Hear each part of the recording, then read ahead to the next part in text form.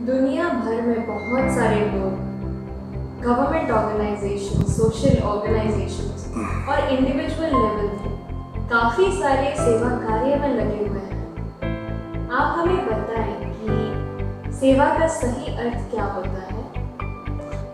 बहुत ही अच्छी बात है। चारों तरफ सेवा काम में लगे हुए हैं, जिससे लोगों को बहुत सारे सुविधा मिल रहा है और ये बहुत अच्छी बात है। लेकिन सेवा का जो सही अर्थ है उसका मतलब है कि स इव। स का मतलब है ईश्वर, और ईश्वर के जैसा होना, इसी भाव से काम करना सेवा होता है। देखिए, ईश्वर ने ये जो सृष्टि का संरचना किए है, कितना सोच समझ के किए है कि इसमें किसी का भी कोई ट्रबुल ना हो, और इसी भाव से उन्होंने संरचना किए है, और यही भाव से दूसरों का हित के लिए काम करना सेवा होता है। लेकिन इसको समझना हम लोग को थोड़ा डिफ़िकल्ट होता है। ईश्वर के जैसा तो समझना डिफ़िकल्ट होता है। तो उसी के लिए ये प्रकृति को देखिए। ये प्रकृति में जो सूरज है, चांद है, ये नदी है, ये पेड़ है, ये सब देखिए। सूरज हमको रोशनी देता है, और ये धरती हमको आश्रय दिए है। हवा बह रहा है हम लोग के लिए।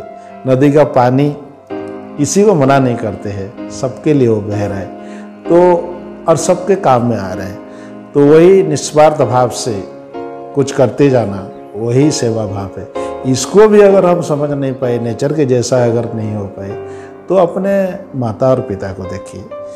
हमारे माता ने हम लोग को 10 महीना धारण किए गर्भ में, और पिताजी कितने परिश्रम करके बच्चे लोगों को पालते हैं, पोसते हैं।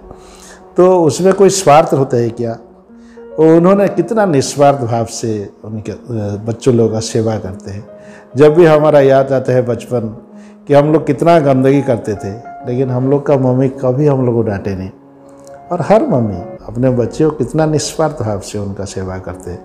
हम क्या उतना करते हैं क्या उनका? तो उन्हीं के जैसा करना निस्वार्थ भाव से, निर्विकार भाव से, वही सेवा होता है।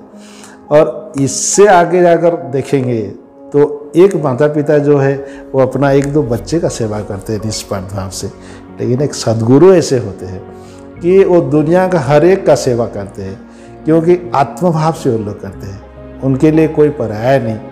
तो वही भाव से, आत्मभाव से करना, वात्सल्य भाव से करना, या ईश्वर के जैसा काम करना, वही सेवा होता है। और हम जब टीचर्स ट्रेनिंग कर रहे थे, हमारे गुरुदेव श्री श्री रविशंकर गुरुजी, उन्होंने हमको आखिरी में हम लोग को बताए कि be like a mother and be honest. तो एक माँ के जैसा बनना, निस्वार्थ भाव से लोगों का सेवा करना, कुछ भी नहीं चाहना, यही है असली रूप में सेवा भाव। और जैसे बहुत सारे ऑर्गेनाइजेशन कर रहे हैं, बहुत भी लोग कर रहे हैं सेवा भाव, ये अच्छा है, लेकिन सेवा भाव का पीछे कोई स्वार्थ ज़्यादा नहीं रहना चाहिए। ज़्यादातर लोग नेम के लिए, फेम के लिए, या कुछ अपने स्वार्थ के लिए भी कुछ करते हैं। तो ये ठीक है, एक्ट ऑफ काइंडनेस है, और लेकिन सबसे परे है सेवा भाव, जिसको आत्मभाव से करना कि मैं अगर इस जगह में होता, इस असुविधा में अगर मैं होता, तो मैं मेरे लिए क्या करता।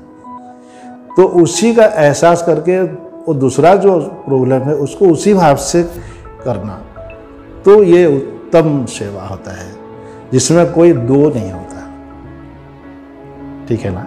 सेवा का गहन अर्थ आपने हमें समझाया, और वो बहुत ही सुंदर है। हाँ, ये सेवा परमो धर्म बोला जाता है। और सेवा भी जो करता है वो बड़ा नहीं होता है। ये एक तो बहुत बारीकी चीज़ है। सेवा उन्हीं को मिलता है जो ईश्वर का कृपा जिसका ऊपर होता है। तो ईश्वर ने ऐसा संरचना करते हैं, कोई ना कोई सेवक को पहुंचा देता है वहाँ। तो सबसे बड़ा सेवक होता है ईश्वर। और गुरुजी कहते हैं कि जैसे be a perfect servant and work like a king. हम जब एक परफेक्ट सर्वेंट बन सकते हैं, तब एक राजा के जैसा हम चल सकते हैं। तो यही भाव से सेवा करना चाहिए, है ना?